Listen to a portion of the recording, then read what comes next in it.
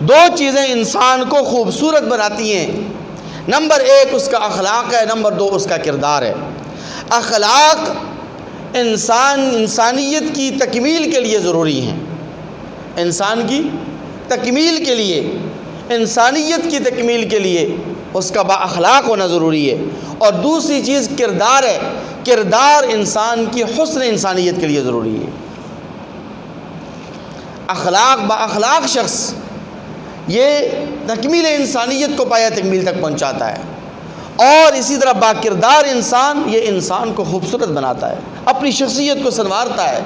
اپنی شخصیت کو خوبصورت بناتا ہے۔ اور میرے اور آپ کے محبوب پیغمبر صلی اللہ علیہ وسلم اخلاق کے اعتبار سے اتنے کامل تھے کہ قرآن کہتا ہے وَإِنَّكَ لَعَلَىٰ خُلُقٍ عَظِيمٍ، اے میرے محبوب پیغمبر آپ بلند اخلاق والے ہیں۔ آپ کردار کے اعتبار سے ایسے مثالی انسان تھے، کردار کے اعتبار سے آپ ایسے مثالی انسان تھے کہ وہ کفار اور دشمنان جو آپ سے اختلافات بھی رکھتے تھے، لیکن اس کے باوجود وہ اس بات کے بھی معترف تھے کہ جربناک مرارا فما وجدنا فیک الا صدقا، کہ اے اللہ کے محبوب پیغمبر ہم نے آپ کو بارہا آزمایا، لیکن ہم نے جب بھی آپ کو آزمایا ہے ہم نے آپ کو ہمیشہ سچا پایا ہے، ہم نے آپ کو ایماندار اور دیانتدار پایا ہے۔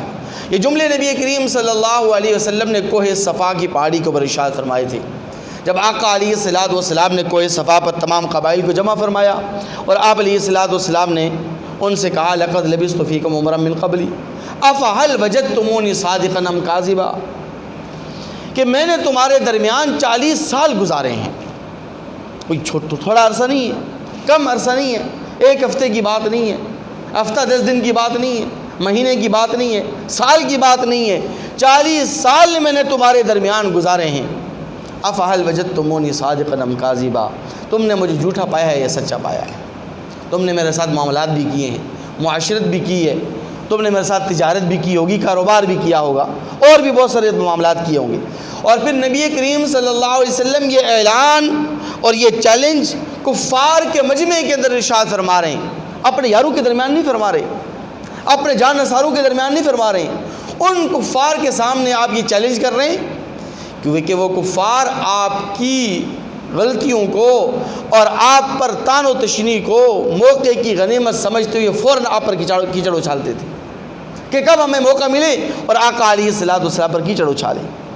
پھر 40 سالہ کریکٹر لوگوں کے سامنے رکھنا اور ہر ایرے اور غیرے کو، اپنے اور پرائے کو، اس پر انگلی اٹھانے کی کھلی اجازت دے دینا اور کھلے لفظوں میں کہہ دینا کہ بتلاؤ میرا کردار کیسا ہے، بتلاؤ میرا کریکٹر کیسا ہے، تو سب نے بیک زباں ہو کر کہا قالوا جربناک مرارا فما وجدنا فیک الا صدقا، اے اللہ کے محبوب پیغمبر ہم آپ سے اختلاف ضرور رکھتے ہیں، آپ کے مذہب کو ہم نے نہیں قبول کیا، آپ کے اسلام کو ہم نے قبول نہیں کیا، آپ کی دعوت کو ہم نے قبول نہیں کیا، آپ کے پیغام رسالت کو ہم نے قبول نہیں کیا، لیکن اس بات کے ہم معترف ہیں کہ آپ ہر معاملے کے اندر سچے ہیں، آپ کا اخلاق، آپ کے اخلاق کامل ہیں، آپ کا کردار مثالی ہے، آپ کے کردار پر کوئی داغ اور دبا نہیں ہے۔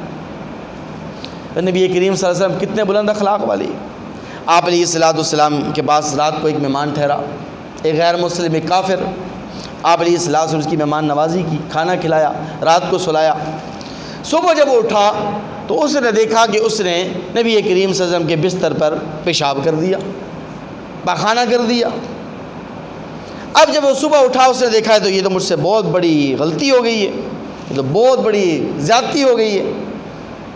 تو بغیر پوچھے، بغیر اجازت لیے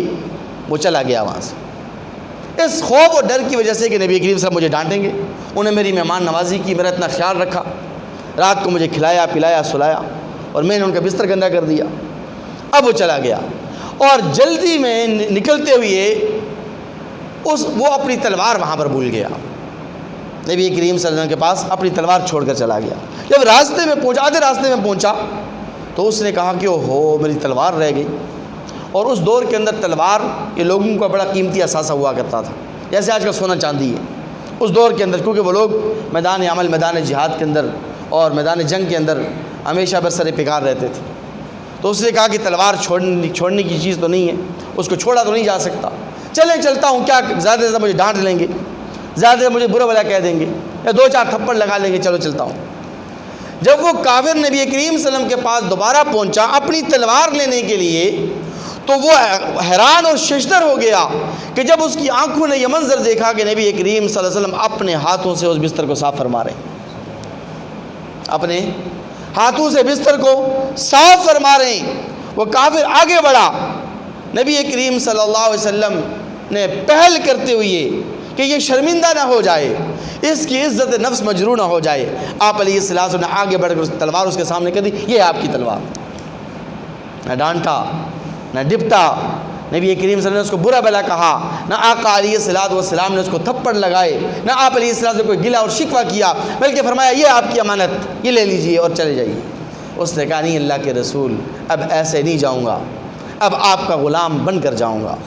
اب محمد ربی صلی اللہ علیہ وسلم کی غلامی کا طوق ڈال کر یہاں سے جاؤں گا۔ اور وہ بے اختیار پکار اٹھتا ہے، اشہد ان لا الہ الا اللہ و اشہد ان محمد عبدہ و رسولہ۔ اس لیے میرے مسلمان بھائیوں، آج یہ اخلاقیات ہم سے چھوٹ چکی ہیں، یہ اخلاقیات ہم سے رخصت ہو چکی ہیں، اور اسی طرح یہ عفو و درگزر کا جذبہ آج ہم سے مفقود ہو چکا ہے۔